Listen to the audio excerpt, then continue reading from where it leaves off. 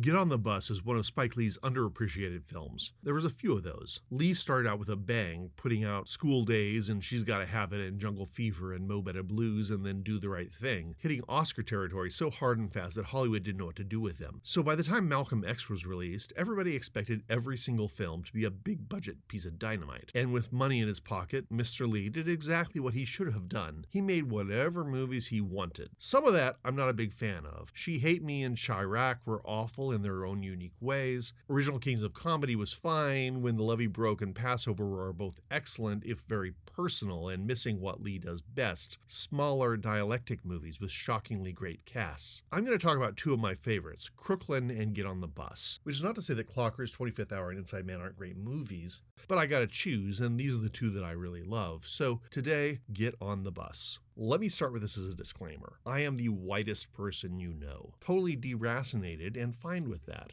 So the idea of the Million Man March was not native to my thinking, and the event happened with fanfare and little comprehension to my 20-year-old self. Get on the Bus is about a search for identity. A bunch of strangers board a chartered bus at First AME Los Angeles and head out to Minister Farrakhan's Million Man March, one of the most impressive events of the 1990s. Not an uncontroversial event. I mean, we're not talking about Martin Luther King's I Have a Dream speech, which was held at the same venue. This was an event for and by black men. A couple hot chicks the group bump into along the way question the exclusivity of such a male-focused event. Their Jewish bus driver straight out quits because he feels that Farrakhan and his passengers are outright racist. But the riders themselves are united in trying to figure out what unites them. Who are we? Are we inclusive or exclusive? How do we define ourselves without cutting out others? Gays, moguls, guys with mixed heritage. If this were made today, the very definition of man certainly would have been in play. It's a big bus. There's a lot of room and lots of dissension. It all starts with unity, though. Ossie Davis leads the bunch in an opening prayer, which is interrupted by CPT, a topic I honestly refuse to discuss.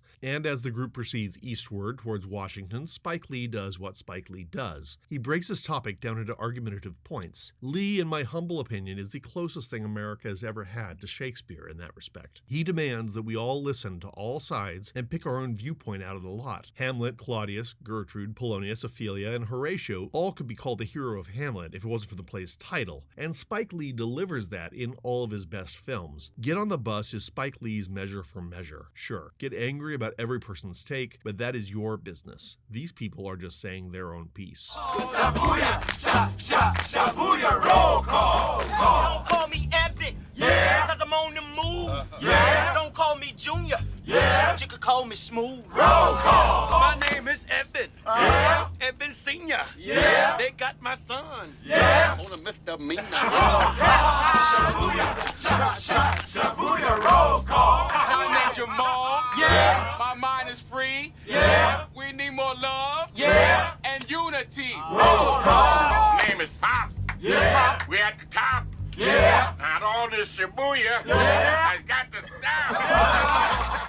So, who we got on that bus? A feuding gay couple, one of them the fearsome Isaiah Washington, who when this came out I expect to be the next huge thing in Hollywood. The aforementioned Pops, played by the inimitable Ossie Davis. If you have not seen that man as a retired JFK and Bubba Hotep, you need to go there. There's a father and son literally tethered together by the law, whose handcuffs are dropped off at the Lincoln Memorial in the movie's most sentimental yet effective moment. A USC film student, being as annoying as a film student can be, Bernie Mac in an inexplicably small role, a narcissistic actor, and an even more narcissistic car salesman. So, America. Spike Lee makes this road movie into a microcosm of our country. And yeah, does he do it well? This movie epitomizes why I love this man. He takes complicated issues and boils them down into unsolvable problems. Does he have his own opinion and agenda? Of course, but he's not shy about sharing them. Yet, he gives everybody their space to speak. That's the Shakespeare. I think after a spurt of commercially bent films in the 2000s like Old Boy and Inside Man, Spike Lee has recentered with masterpieces like Black Klansman, which are also very,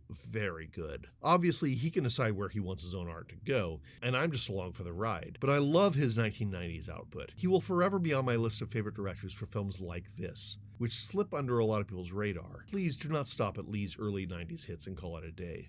Mid-budget movies are where artists thrive, and Spike Lee is one of the best America has ever had.